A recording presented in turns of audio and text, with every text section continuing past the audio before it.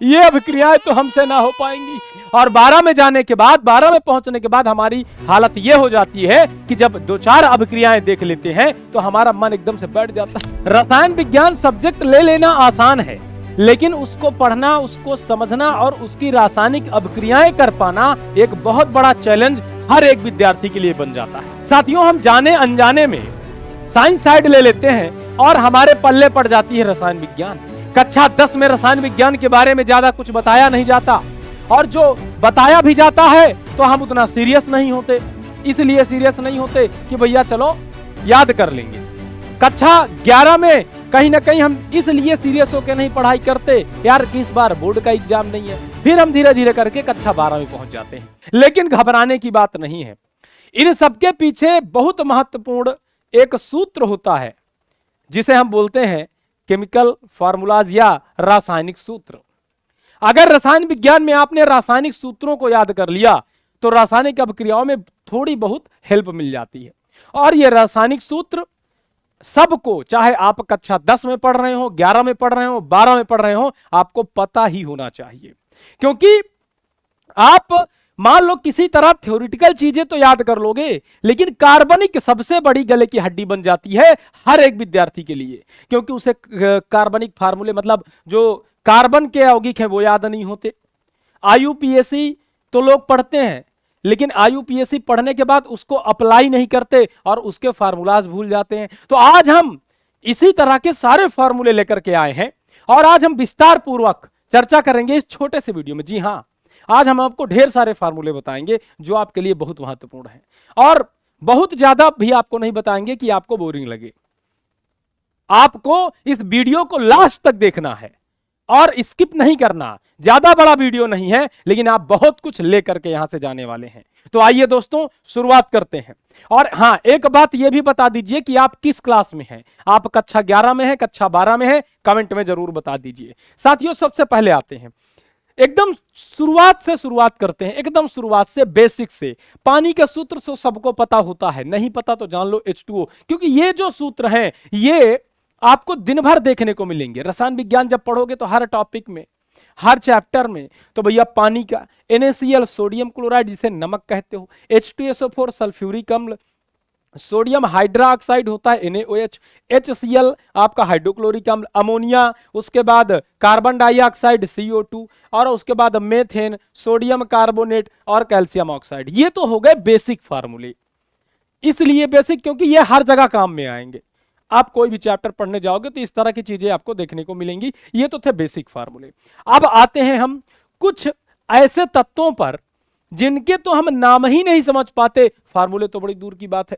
तो पहले उन तत्वों को भी जान ले जिनके लैटिन नामों से उनको जाना जाता है। कौन कौन से हैं? जैसे सोडियम। सोडियम का जो लैटिन नाम है वो नाइट्रियम है। अब कहीं कहीं नाइट्रियम यूज कर दिया गया, अब वहीं पे हम मुंह फैला दिया है, नाइट्रियम तो पढ़े ही नहीं है। समस्या तो ये है। तो ये एक बात याद रख लो, नाइट्रियम सोडियम का क्या हो गया? लैटिन नेम हो गया। आगे आ जाइए, क्यूप्रम। क्यूप्रम जो होता है ये कॉपर का लैटिन नेम होता है। तो क्यूप्रम कहीं आए तो समझ लेना कॉपर की बात हो रही है।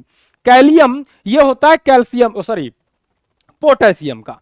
पोटेशियम का ये लैटिन नाम होता है कैलियम। और चांदी का अर्जेंटम, अर्जेंटम कहते हैं चांदी को, फेरम कहते हैं लोहे को, और औरम कहते हैं गोल्ड को। ये थोड़े से ही नाम हैं, लेकिन आपको याद रहने चाहिए। अब आगे आते हैं साथियों। अब एसिड के नाम और उनके रासायनिक अम्ल, मतलब हिंदी में उनके रासायनिक नाम, और साथ साथ उनके फार्मूलों को याद रख लेते हैं जो हमें कार्बनिक में और अकार्बनिक में भी बहुत काम आने वाले हैं। कौन से? जैसे आपका पहला एसिटिक एसिड CH3COOH, उसके बाद सल्फ्यूरिक अम्ल H2SO4, ऑक्सैलिक अम्ल C2H2O4, हाइपोक्लोरिक अम्ल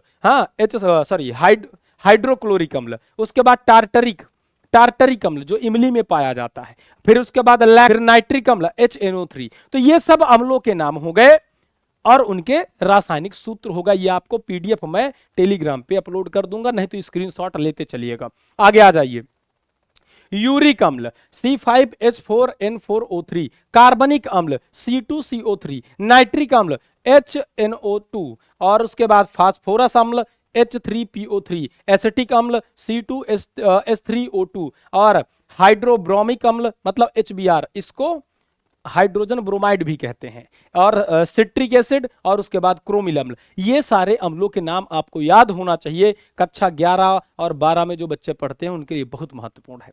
अब आते हैं थोड़ा कार्बनिक की तरफ, कि कार्बनिक में कौन कौन सी चीजें आपको याद होना ही चाहिए। क्यों? क्योंकि आप जब कक्षा 11 में, कक्षा 12 में अगर हो, कक्षा 11 में हो तो ये पढ़ना है, 12 में हो तो ये पढ़ना है। अगर मान लो कार्बनिक आप कक्षा 11 में नहीं भी पढ़े हो और 12 में आ गए हो तो भी ये सारी बातें जान लेना बहुत जरूरी है।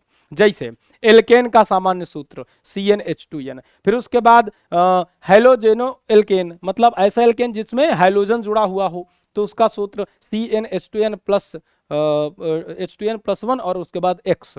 फिर उसके बाद एल्कोहल का सूत्र, फिर उसके बाद एल्डिहाइड का सूत्र। और ये कैसे जुड़ेंगे, ये पूरा का पूरा आप स्क्रीनशॉट ले लीजिए, ये बहुत ज्यादा महत्वपूर्ण है कि ये कैसे जुड़ते हैं, कैसे ये बॉन्ड बनाते हैं, किसके बीच में कितना बॉन्ड होता है। और आर, जो आर लिखा है ना, आर का मतलब होता है एल्किल समूह, मतलब कार्बन की श्रृंखला, तो आर को कार्बन की श्रृंखला मान लेना है।